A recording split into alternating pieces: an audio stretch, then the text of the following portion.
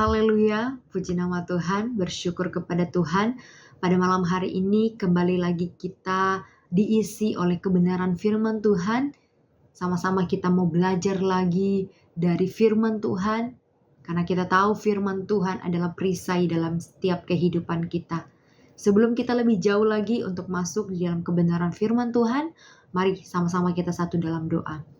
Terima kasih Tuhan Yesus, pada malam hari ini kami mau diisi lagi oleh kebenaran firman-Mu. Materaikan firman-Mu di dalam kehidupan kami, agar kami boleh melakukan setiap firman yang kami dengarkan. Terima kasih Tuhan, inilah doa syukur kami pada malam hari ini. Kami terima firman-Mu di dalam nama Tuhan Yesus Kristus. Haleluya. Amin. Kebenaran firman Tuhan pada malam hari ini terambil di dalam kitab Amsal pasal yang ke-18 ayat yang ke-10. Amsal pasal yang ke-18 ayat yang ke-10, demikian firman Tuhan. Nama Tuhan adalah menara yang kuat. Kesanalah orang benar berlari dan ia menjadi selamat. Firman Tuhan katakan pada malam hari ini, menara yang kuat ada di dalam nama Tuhan. Nama Tuhan adalah menara yang kuat. Kesanalah orang benar berlari. Bapak, Ibu, Saudara, yang dikasihi oleh Tuhan Yesus Kristus, kita adalah orang-orang yang benar. Kita adalah orang-orang yang berlari kepada Tuhan. Hanya orang-orang yang mau berlari kepada Tuhan, ia menjadi selamat. Judul kebenaran firman Tuhan pada malam hari ini, saya berikan nama Yesus yang menyelamatkan. Di dalam nama Yesus adanya kesembuhan. Di dalam nama Yesus adanya kemenangan. Di dalam nama Yesus ada keselamatan. Saya yakin dan percaya kita yang ada pada malam hari ini, kita yang menonton video renungan pada malam hari ini adalah orang-orang yang sudah dimenangkan, orang-orang yang sudah disembuhkan, orang-orang yang sudah mengalami keselamatan. Maka dari itu, kita, orang-orang yang sudah mengalami semua yang Tuhan telah beri, mari kita berikan diri kita pun untuk Tuhan, untuk memuji dan meninggikan nama Tuhan. Pada malam hari ini, kita mau belajar dari satu tokoh Alkitab, yaitu Bartimeus. Sama-sama kita mau buka Alkitab kita yang terdapat di dalam Markus pasal yang ke-10 ayat 46 sampai 52. Markus 10 ayat 46 sampai 52, firman Tuhan berkata demikian. Lalu tibalah Yesus dan murid-muridnya di Yeriko.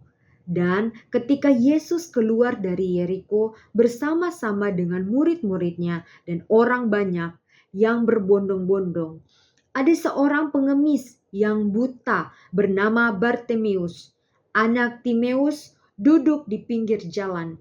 Ketika didengarnya bahwa itu adalah Yesus orang Nazaret, mulailah ia berseru, Yesus anak Daud, kasihanilah aku.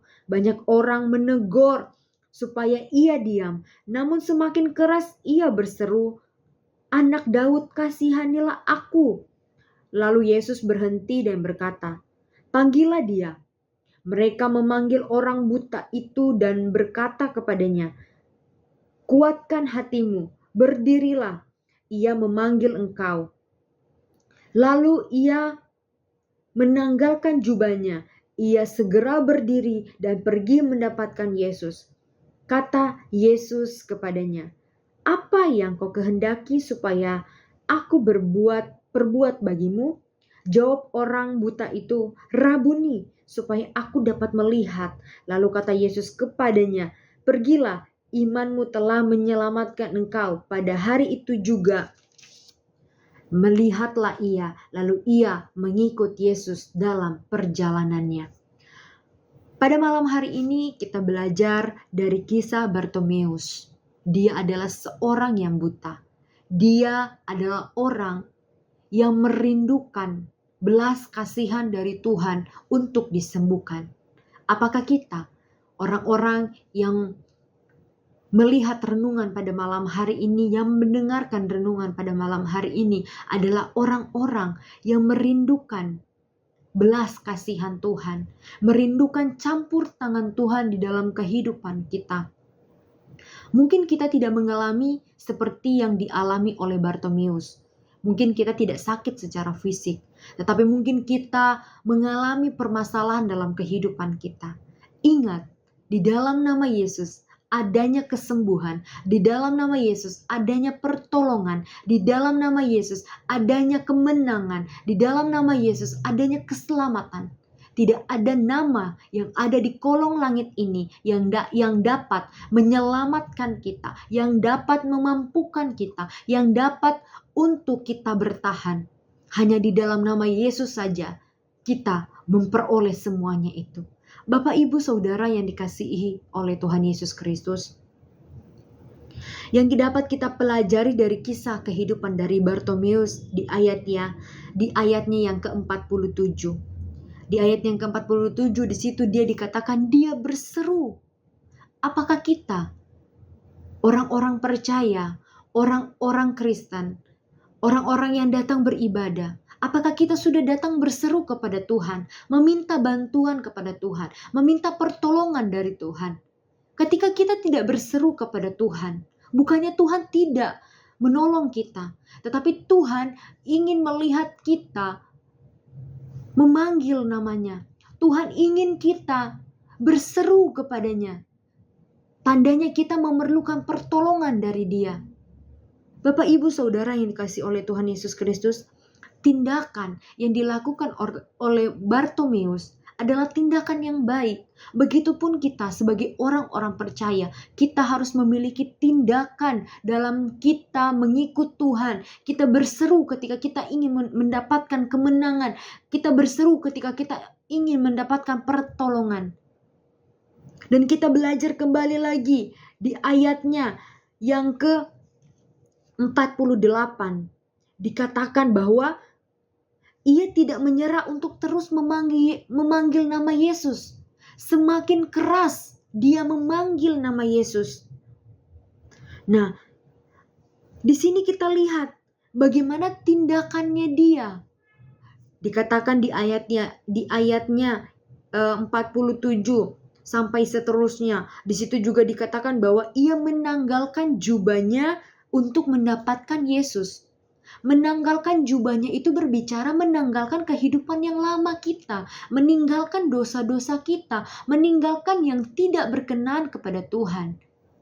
Maka itu ketika kita mau mendapatkan pertolongan, mendapatkan kesembuhan, mendapatkan yang daripada Tuhan yang kita rindukan, mari tanggalkan apa yang ada dalam diri kita yang tidak berkenan kepada Tuhan. Di sini kita diajarkan untuk dapat berharap kepada Tuhan, berseru kepada Tuhan. Berserulah kepada Tuhan selama Ia dekat. Hanya orang-orang yang berseru kepada Tuhan, yang memanggil nama Tuhan, yang mendapatkan kemenangan, yang mendapatkan keselamatan.